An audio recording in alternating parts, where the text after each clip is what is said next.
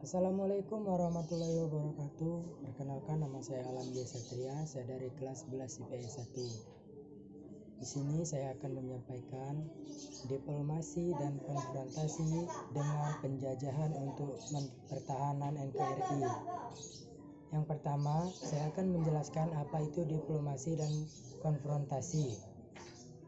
Jalur diplomasi dapat diartikan mengirimkan wakil dari setiap negara untuk melakukan perundingan dan penyelesaian masalah. Sedangkan konfrontasi berarti menyelesaikan masalah dengan perang.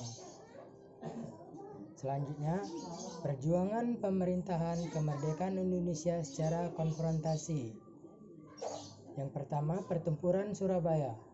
Tanggal 25 Oktober 1945, tentara Sekutu mendarat di Surabaya dipimpin oleh Brigadir Jenderal Malbi. Tanggal 27-30 Oktober 1945, terjadi kontak senjata antara para pemuda Indonesia dengan pasukan Inggris. Dalam pertempuran ini, pasukan Inggris dapat dipukul mundur. Bahkan puncak dari pertempuran tersebut adalah terbunuhnya pemimpin pasukan Brigadir Jenderal Malbi. Tanggal 9 November 1945, Inggris mengeluarkan Unlimited yang berisi semua pemimpin dengan orang Indonesia yang bersenjata harus melapor dan meletakkan senjatanya di tempat yang ditentukan dan menyerahkan diri dengan mengangkat tangan. Namun Unlimited tersebut ditolak oleh pihak Indonesia. Tanggal 10 November 1945 terjadi pertempuran yang sangat dahsyat. Pasukan Inggris menggempur Surabaya dari darat, laut maupun udara. Peristiwa 10 November ini diperingati dengan Hari Pahlawan. Pertempuran Ambarawa. Pada tanggal 20 Oktober 1945, tentara Sekutu di bawah pimpinan Brigadir Mathel mendarat di Semarang dengan maksud mengurus tawanan perang. Kedatangan Sekutu diboncengi oleh Nica. Namun ketika pasukan Sekutu dan Nica telah sampai di Ambarawa dan Magelang untuk membebaskan para tawanan tentara Belanda, para tawanan tersebut justru dipersenjatai sehingga menimbulkan kemarahan pihak Indonesia. Tanggal 26 Oktober 1945 di kota Magelang terjadi pertempuran antara pasukan TKR dengan pasukan gabungan Inggris dan Nica. Insiden tersebut terjadi setelah Soekarno dan Brigadir Bethel melakukan perundingan dan memperoleh kata sepakat. Namun ternyata pihak Sekutu mengingkari janji. Hingga pada tanggal 23 November 1945 sampai 11 Desember 1945 di Ambarawa pecah pertempuran antara TKR dan Sekutu. Pada tanggal 12 Desember 1945, pertempuran berkobar di Ambarawa.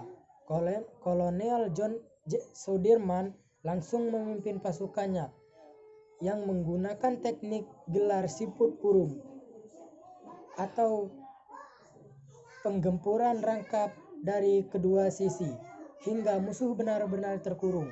Setelah pertempuran selama 4 hari, pada tanggal 15 Desember 1945, pertempuran berakhir. Indonesia berakhir merebut Ambarawa sehingga Sekutu dibuat mundur.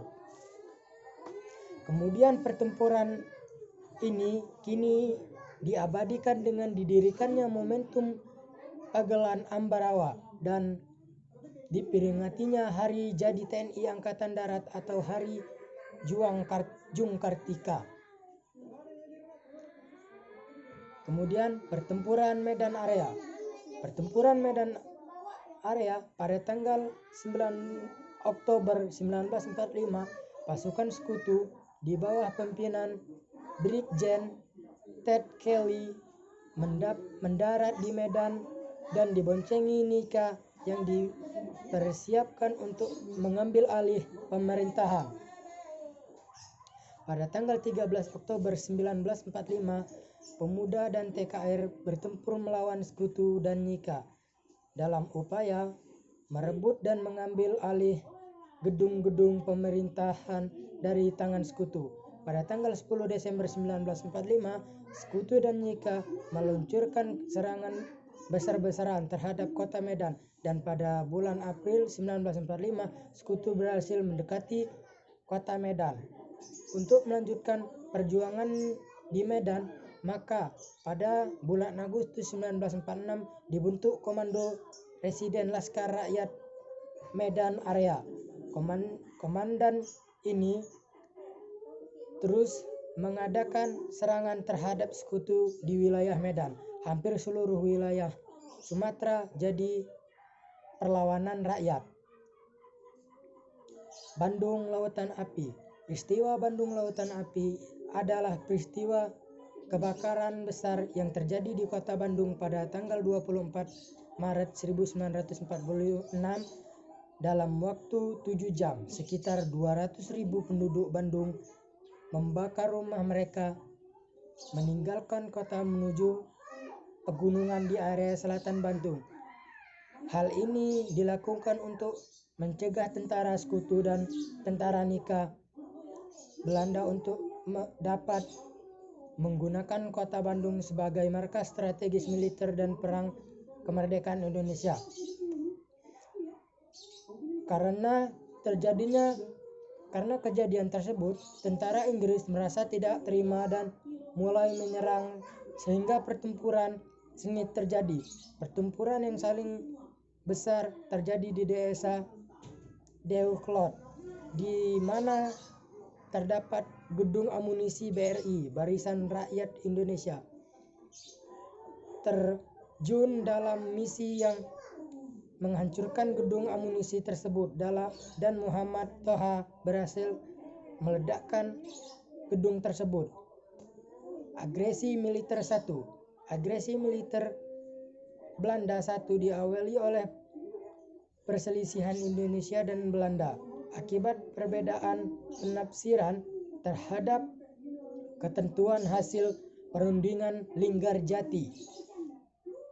Pada tanggal 21 Juli 1947, Belanda meluncurkan aksi polisional yang dikenal dengan agresi militer 1. Tujuannya adalah untuk mengurangi sarana-sarana vital di Jawa dan Madura. Pasukan Belanda bergerak dari Jakarta dan Bandung untuk menduduki Jawa Barat, dan dari Surabaya untuk menduduki Madura. Berbagai reaksi bermunculan akibat agresi militer 1. Pada tanggal 4 Agustus 1947, PBB mengeluarkan perintah menghentikan tembak-menembak untuk menguasai gentaran senjata. PBB membentuk Komunis Tiga Negara atau TKN. Tugas utama TKN adalah mengawasi secara langsung penghentian tembak-menembak sesuai dengan resolusi Dewan Keamanan PBB. Pemberontakan PKI Maudin 1948. Puncak gerakan dari PKI ini terjadi pada tanggal 18 September 1948. Latar belakang 1. Terbentuknya FDR, Federal Demokrasi Rakyat, yang dipimpin oleh Amir Syarifuddin. 2. Kedatangan musuh dari Uni Soviet yang membawa paham komunis. 3. Adanya kerjasama antara musuh dan Amir Syarifuddin untuk membentuk negara komunis. Tujuannya 1. Mendirikan negara Republik Soviet Indonesia Komunis. 2. Menghancurkan dan menggulingkan Kabinet Hatta. Usaha perlawanan 1. Pemerintah mengenakan operasi militer di Jawa Tengah. Pembinaan Letnan Gatot Surwanto. Jawa Timur dipimpin oleh Sungkono. Divisi 3 Siliwangi di Jawa Barat dipimpin Jen Ahmad Yani. Agresi Belanda II. Latar belakang terjadinya agresi Belanda II disebabkan karena perundingan Reville mengalami kemacetan. Tujuan Belanda mengadakan agresi militer yang kedua ialah menghancurkan kedaulatan Indonesia dan menguasai kembali wilayah Indonesia dengan melakukan serangan militer terhadap Belanda daerah penting di Yogyakarta sebagai ibu kota Indonesia pada saat itu. Pada tanggal 19 Desember 1948, Belanda melancarkan aksi polisional kedua. Belanda menguasai kota Yogyakarta yang diawali dengan penerjunan pasukan payung di lapangan udara Magwo serta menggepung dan menghancurkan konsentrasi TNI. Dalam aksi kedua, Belanda berhasil menduduki Yogyakarta dan menangkap para pemimpin politik serta militer. Kemudian, perjuangan mempertahankan kemerdekaan Indonesia melalui diplomasi. Perjanjian Linggarjati 15 November 1946 sampai 25 Maret 1947.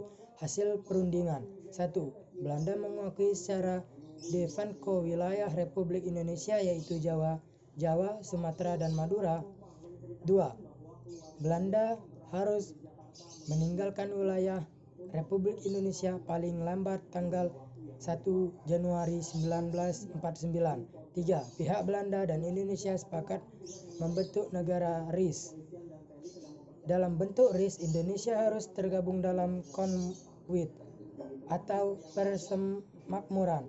Perjanjian Linggarjati menimbulkan pro dan kontra kalangan masyarakat Indonesia.